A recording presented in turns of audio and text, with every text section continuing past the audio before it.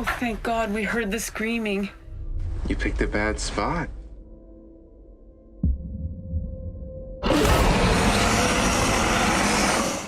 Karibu tena ndani ulimwengu wa vibandaumiza, na hadi sasa katika season ya pili tulishavunja episode ya kwanza, ya pili pamoja na ya tatu, na leo naingia deep moja kwa moja na kwenda kuvunja episode ya 4. Na kwa ujumla episode ya 4 iliingia deep zaidi, pia umeona kupata information mbalimbali kuhusu ulimwengu wa From, na vile pia sasa tuliingia deep zaidi kujua jinsi gani hasa Sarah alifanikiwa kuingia moja kwa moja katika chemba ya banka ambayo ilikuwa chini sasa ya ile kanisa ndani ya mji wetu wa Gambosh aka Fromville.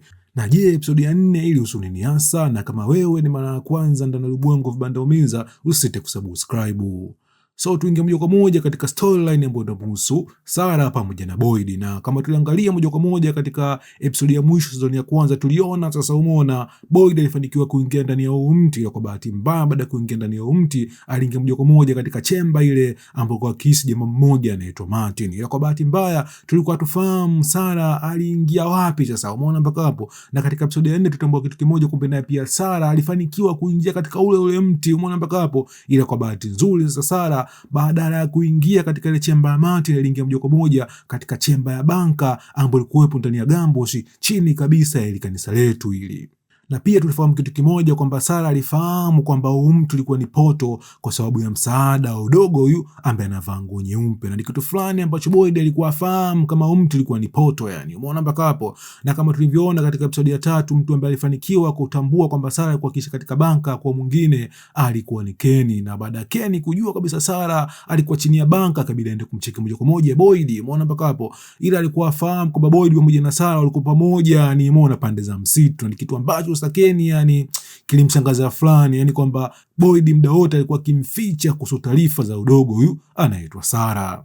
Na vile pia episode ya 4 ilitupa flashback fulani kuhusu uhusiano uliopo kati ya Boyd pamoja na Kenny, yani jinsi gani Kenny sasa alifanikiwa kuwa msaidizi wa sheriff umeona katika mji wa From. Yani ni kwamba sasa back in the days, yani umeona miezi michache iliyopita baba yake Kenny huyu umeona alikuwa na ugonjwa fulani hivyo kusahau, na kwa bahati mbaya sasa akiwa na mama yake mzazi usiku umeona huyu mzee alikuwa na mpango kufungua mlango kwa sababu alisikia sauti kwamba kaka zake walikuwa nje. Ile kwa bahati mbaya ni kwamba sasa watu ambao walikuwa nje kwa mwingine walikuwa ni bado bwana haya. Umeona backup kwa kana kitu kimoja kwamba huyu mzee akiishi na mama yake Kenny katika nyumba moja itakuwa ni hatari zaidi yani katika maisha umeona ya mama yake Kenny. Kutoka na hicho kitu sasa umeona Kenny akafanya mpango mmoja wa kumchukua mzee wake huyu umeona na kumpeleka moja kwa moja katika zahanati, yani aishi katika zahanati au sehemu ambayo sasa bila shaka hatoweza umeona kufungua mlango na madubwana kuingia ndani.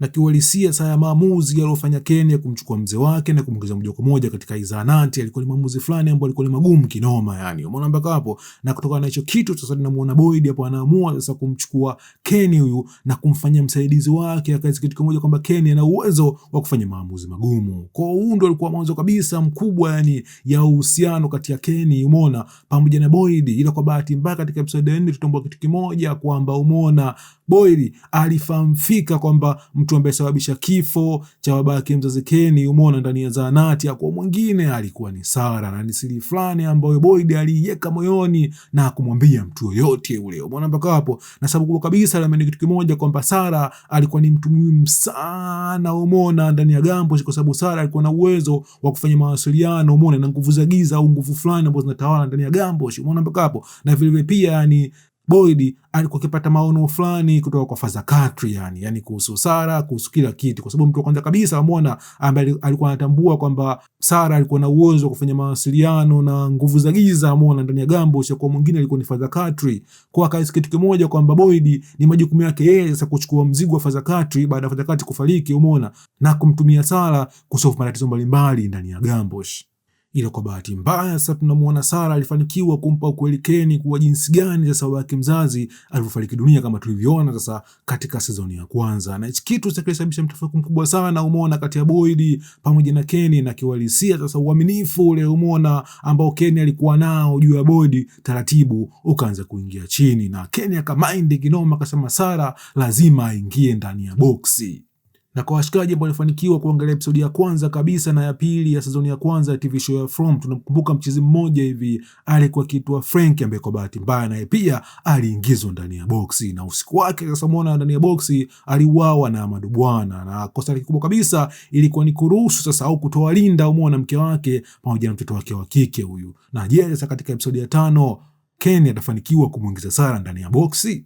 Na baadaye kabisa tunamwona Tabitha akiwa na mume wake anaitwa Jim, wakaanza kudiscuss sasa ule usiku ambao Tabitha alifanikiwa kuingia ndani ya shimo. Umeona mpaka hapo, na walidiscuss kitu kimoja kwamba nyaya ni zilikuwa zina connection, na kwa upande mwingine pia Jim sasa akaanza kumwambia mke wake Tabitha kwamba da, ulivyoingia kule kuna simu niliipata kwa sababu ule mnara ulifanya kazi, na hii simu sasa umeona ilininyonya sana, yani umeona kuhusu mke wangu anaitwa Tabitha, umeona na kwa nini sasa Tabitha alikuwa akichimba mashimo kule chini. Umeona mpaka hapo, kwa kuna watu ambao walikuwa wakiwachora ndani ya gambo. Shinajia watu ni binadamu, umeona, au ni madubwana, ni kitu ambacho sasa hadi sasa Jim hajamwambia mtu yoyote. Umeona mpaka hapo, ila kwa bahati mbaya, bahati nzuri, mtu mwingine ambaye alikuwa akifahamu kwamba ile minara ilifanya kazi, na vile pia sasa muona Jim alikuwa akiongea na mtu mwingine kabisa ambaye alikuwa upande wa pili, hakuwa mwingine, alikuwa ni Donna. Umeona mpaka hapo, na tuliona Jim pamoja na Donna hapa wakaanza kama kugombana fulani hivi, ni kuhusu ukweli, yani kitu gani hasa ambacho kinaendelea ndani ya gambo. Umeona mpaka hapo, na baadaye kabisa katika sezoni ya 3 bwana tutambua kitu kimoja kwamba huyu mtu ambaye alikuwa mbali kabisa au mwana upande wa pili katika hii simu hakuwa mwingine, alikuwa ni mchizi huyu ambaye anavaa suti ya njano. Na je, sasa huyu mchizi ni nani hasa? Na nadhani sasa maybe katika sezoni ya 4 tunaweza kupata majibu sasa kuhusu jamaa ni nani hasa. Ila jua sasa huyu mchizi huyu umeona ambaye alikuwa upande wa pili kwa mwingine alikuwa ni mchizi mwenye suti ya njano ambaye tulimfahamu vizuri kabisa katika sezoni ya 3. Na kwa upande mwingine pia tunamwona Rando anazidi kuwa mkorofi, yani alikuwa hataki kabisa mtu yoyote yule ndani ya chemba hiyo umeona aguse vitu vyake, na kutokana na hicho kitu sasa tunamwona Donna alivyokuwa mtata kama kumchukua Rando na kumtupia moja kwa moja akaishi ndani ya basi akiwa peke yake, na akamuonya bwana, umeona talisman Riz kidondoka tu umeona ndani ya gari yako basi wewe umekufa, yani ni kitu kimoja kwamba madubwana watakuwa na uwezo kuingia ndani na kukumaliza yani.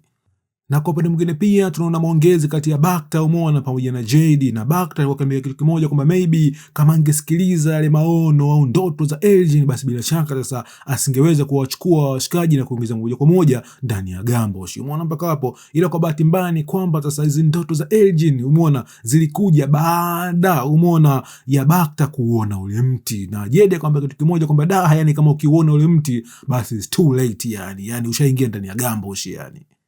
Najua kitu kimoja kwamba watu wote ambao waliingia ndani ya gambo kama tulivyoona sezoni ya kwanza, sezoni ya pili, watu wote hao waliuona huu mti, na vile pia kama tulivyoona katika trailer yetu umeona huyu mchungaji pamoja na mwanae nao pia yani waliuona huu mti, na huu mti ukiuona mzee mzima imekula kwako, yani umeingia choo cha shetani yani.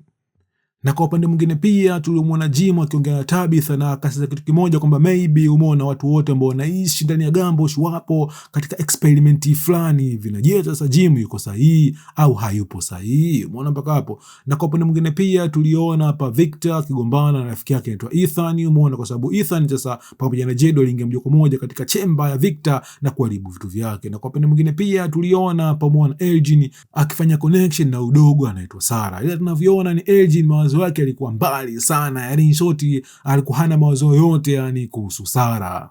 Na kwa upande mwingine pia tunaona sasa muona mwili wa Boyd sasa ule ugonjwa wake kutetemeka ulikuwa kama unazidi kupungua fulani, ila kwa bahati mbaya sasa alikuwa na minyoo ndani ya mwili wake. Hadi sasa yani muona katika episode ya 4 tulikuwa tujui hii minyoo ina kazi gani au inamaanisha kitu gani, na je sasa episode ya 5 itatupa baadhi ya maswali haya majibu. Kwa hiyo katika episodi ya 5 nimejaribu sasa kueleza vitu muhimu ambavyo vitakusaidia sasa kujua vizuri ulimwengu mzima wa TV show ya From. Na kwa review sasa episodi ya 5 tukutane tena baadaye nikipata nafasi. Stay tuned.